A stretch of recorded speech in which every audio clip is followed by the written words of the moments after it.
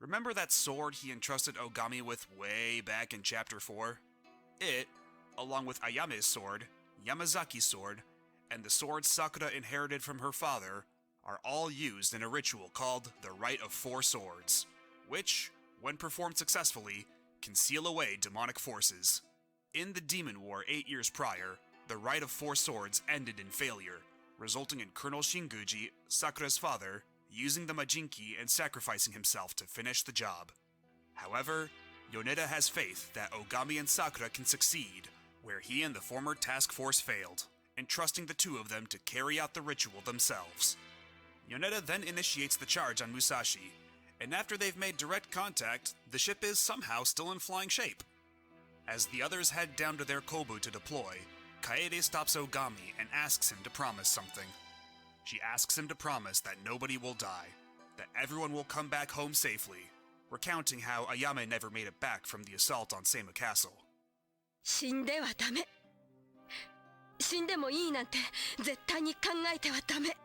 When Ogami makes his promise, Kaede finally entrusts him with her sister's former sword. All that's left to perform the rite and destroy Musashi is to reclaim Yamazaki's sword, which, as you may recall, Onio took from him at the end of Chapter 1.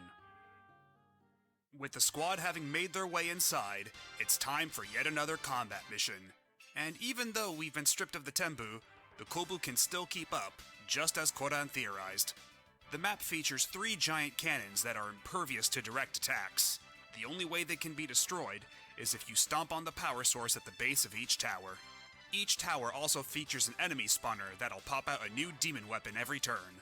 Destroy all the towers, spawners, and enemies to clear the mission. For this one, you'll want to switch to win mode in order to get to each tower as quickly as possible. All it takes is planting a Kobu right on top of each panel, so you don't even need your heavy hitters to take them out, just whoever gets there fastest. That being said, every unit now has a new super, most of which deal more damage with wider areas of effect, so you won't be hurting for firepower. Before you do anything though, bring Ogami and your love interest to the center of the arena and activate your team-up attack. The team-up attack has also been upgraded. It too features upgraded range and damage, but most importantly...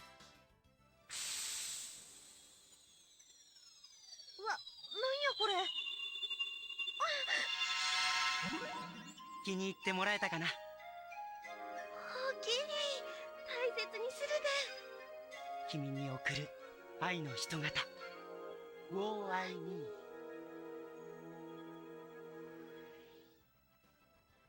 That's the cutest fucking thing I've ever seen in my entire life.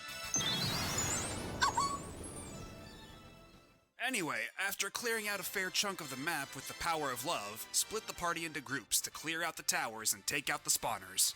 It's ultimately a pretty painless mission. If you thought that was too easy though, don't worry. Here comes Kongo to slap your shit in. Because this fight with him is one of the hardest in the game. He can easily take you out if you're not careful. There are 2 wrinkles to this fight that make it so much harder than our last few encounters with Bulk Vanderhuge. First, by exerting his ki, he's weakened the entire Flower Division, reducing their action limit to a mere 1 action per turn. Second, his usual gaggle of golden Wakiji are hanging around, but one of them's taken after Ogami and will shield Crunch Buttsteak from all damage.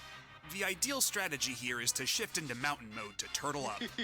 Your decreased number of actions per turn means